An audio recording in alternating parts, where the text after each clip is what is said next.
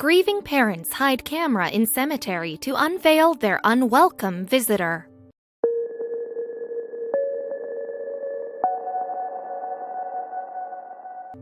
Losing a child is every parent's worst nightmare, and if anyone knows, it's Jacob and Tashana Armstrong. As if the loss wasn't bad enough, someone seemed to be taunting them, only they didn't realize it until the couple visited their son's grave at the cemetery. Jacob and Tashana Armstrong imagined that they would get to see their child grow up into the incredible man he was destined to become. But that didn't happen. During the birthing process, little McCade Armstrong lost his life, but this was just the beginning of his parents' heartbreak.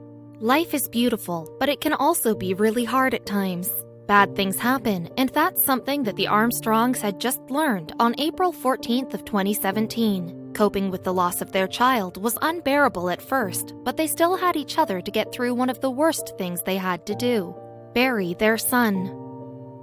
Although the loss of a baby during birth is rare, complications can happen without warning. And unfortunately for the Armstrongs, it did happen to them. And although they would likely never be okay with him being gone, they still wanted to honor his memory and hoped others would do the same. But this wasn't the case. McCade's life was short, but he still was and would always be a very important part of the Armstrongs' lives. He was the most beautiful thing they had ever laid eyes on, and his spirit would live inside their hearts. In the meantime, they had a place where they would always be able to visit, and so would his future siblings. But a darkness threatened to disturb his eternal rest. Losing someone is always hard, and losing a child is all the more difficult. The Armstrongs never believed that this was an experience they would have to go through, already having two beautiful and healthy children. But they would soon find out that this loss would bring them closer and closer to their community. The love and generosity of their family and friends kept them from sinking into despair, but they missed their little guy so much. Even in their grief, the loss brought the couple even closer, especially when they paid their son a visit at the Memorial Park Cemetery in Oklahoma. But one day, they realized something was amiss. When the family first decided to visit the cemetery where they laid McCade to rest, Jacob and Tashana prepared their other children for what would obviously be a very somber experience. But the family didn't expect that this visit would also change the way that they thought about their town. McCade would never get to play with the toys like a regular child, but his parents frequented the graveyard and left adorable flags, pinwheels, and toys at his grave. They figured their son's spirit would appreciate the items, but he never got to enjoy them for long, and it's not because he wasn't alive. Leaving behind tokens of their affection for their son's grave was a great coping mechanism, but it wasn't long before they realized that their son wasn't the only thing missing in their lives. Something else had vanished without a trace. Unbeknownst to the Armstrong family, something amiss was going on frequently at the cemetery where they laid their child to rest. Whenever they laid toys, trinkets, or letters down on their son's grave, they disappeared by their next visit. Surely there must be a reasonable explanation for this phenomenon. The broken-hearted parents realized that someone was taking the items they left behind. This pinwheel doesn't mean a whole lot to the next person, but it does mean a lot to the person who placed it there, she told Inside Edition. But was it an animal who took them, or some kind of monster in human form? Grave robbing isn't a typical crime in small towns, and it certainly wasn't the extent that this could-be criminal was going to. But to take children's toys from grieving parents is cruel and devastating for anyone in the mourning process. But were the Armstrongs' suspicions correct? Or was it some sort of animal or natural phenomenon moving their trinkets? Little McCade's dad was really angry that someone had taken those items from his son's grave. Some random stranger was stealing their baby's toys. He wasn't sure how to catch the bandit at first, but then inspiration struck and he got to work right away. He decided that the best way to catch the guilty party in the act would be to set up a hidden camera. So that's exactly what he did. The camera was only a few feet away, but that's all he needed to learn the identity of the grave robber. To catch their thief on camera, Jacob Armstrong had to find specially made cameras that would be reliable and undetected by other people in the cemetery. Armstrong didn't want to harm anyone else's mourning experience or alert the thieves that there was something more valuable to take than a child's toy. The camera Armstrong chose would blend in with the trees behind his son's grave and not emit any light or sound while it was recording. Armstrong was willing to go to any lengths possible to ensure that his son could finally rest in peace. Once the camera was placed behind the trees, it was virtually undetectable, and because the camera could be controlled remotely, Armstrong didn't have to worry about being in the graveyard with the thieves to record their nefarious deeds. Thankfully, the camera did its job and proved that it wasn't a curious animal or mysterious natural phenomenon moving their belongings, but a man who seemed to be purposefully taking the items. But would this footage be enough to catch their culprit? Not only did their camera catch a man stealing from their son's grave, the Armstrongs also caught the thief stealing from nearby graves as well, proving that this wasn't a targeted crime. And the strangest part was that the man seemed very nonchalant about what he was doing. Someone had been plucking the grave's precious trinkets, and that someone wasn't done. The responsible party didn't care that they were hurting the grieving parents. But they hadn't counted on the Armstrongs' ingenuity, and that was an oversight they would soon come to regret. The grieving father had managed to capture two shady characters lurking over the grave on the camera he had hidden in the bushes. But the footage wasn't clear enough to see the ones responsible, so he went back to the graveyard and changed the camera's position to get a better look. But would it work the second time around? It took enough of a toll on the Armstrong family to grieve the loss of their son without having to deal with this added stress. At times, it seemed like they just couldn't catch a break and that their luck had run out. But the people around them wanted them to know that this wasn't the case. Thankfully, the cemetery where the Armstrongs visited also helped the couple in their search for the thief who was taking their belongings by letting the couple view security camera footage and get in touch with other families who visited the cemetery as well. But even this advantage didn't make their search much easier.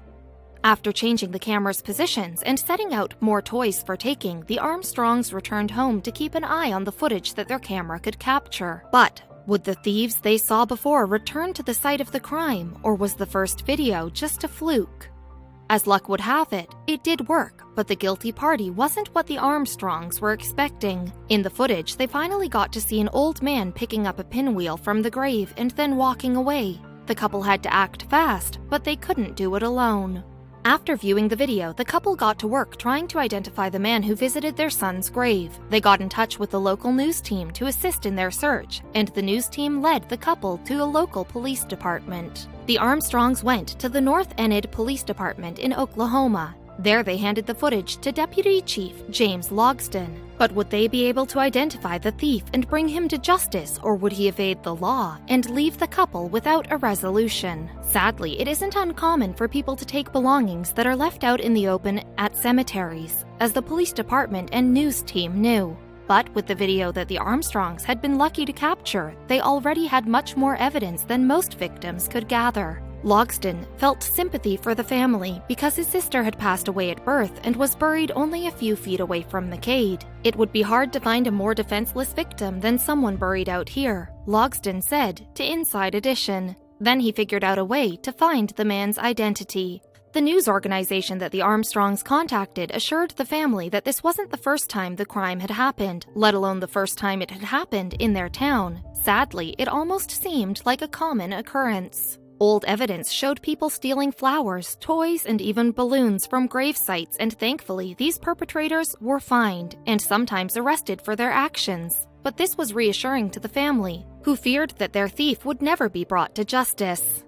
Logston gave the images of the thief to the local newspaper. In no time, tips helped authorities identify the suspect as 77-year-old Alfred Boyer. Then, cops headed over to his location to finally bring him to justice for what he had done.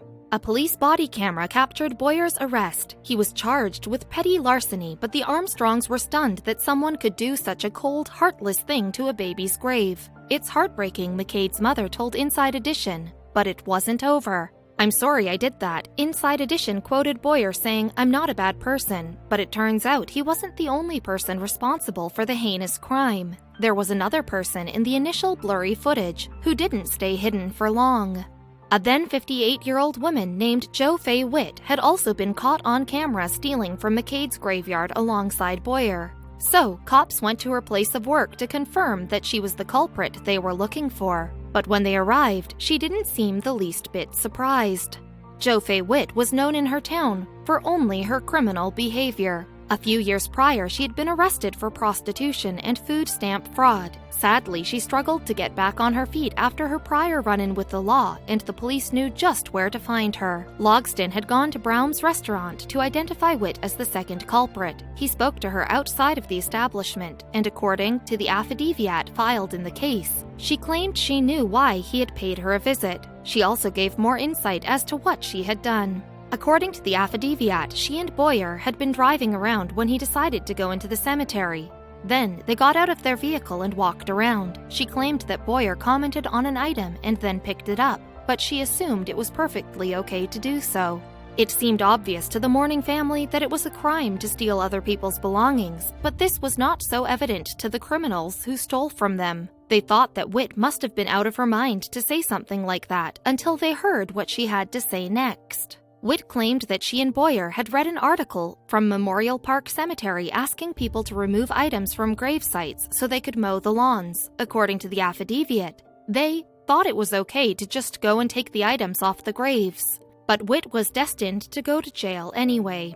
Just because Witt wasn't aware of the law didn't mean that she wouldn't be arrested for it. Witt's previous crimes of obtaining food stamps by fraud and using stolen credit and debit cards proved that she wasn't someone who usually followed the rules, and police knew that. Witt reportedly had outstanding warrants anyways, so when Enid police officers came to arrest her at her place of work, the grave robbery offense was like icing on the cake. But what sort of punishment would fit a crime such as the one that she and Boyer had committed? Witt's prior crimes left her serving years in prison, and when she was released, she went back to her old behavior. Witt was charged with a misdemeanor count of petty larceny and a count of knowingly concealing stolen property. These charges came with a sentence of 6 months in jail and a hefty fine. Deputy Chief James Logsdon with the North Enid Police Department was happy to see the case closed so the Armstrong family could visit their son without fear once again. He extended his thanks to the team who helped identify the culprits, one of which still had more to say. When contacted by local news teams, Boyer also didn't realize that he had done anything wrong, but he later apologized to the family and told the news audience that he didn't think his actions made him an evil person. Just a sadly mistaken one. Although the perpetrators weren't aware of the laws they were breaking, the hidden camera didn't lie about their wrongdoings. If it wasn't for Jacob Armstrong's well-thought-out plan, the police may never have caught these criminals. Witt faced up to 6 months behind bars and a potential fine as high as $500, but at least the Armstrongs could finally find comfort in knowing that those responsible would pay for their crime, and their son could finally rest in peace. But did Boyer and Witt learn from their mistake? Once the culprits were apprehended by police, the Armstrongs felt at peace. They understood that less fortunate people in their town were desperate, which led them to steal other people's belongings. But they were happy that the cemetery was safe from their presence once again.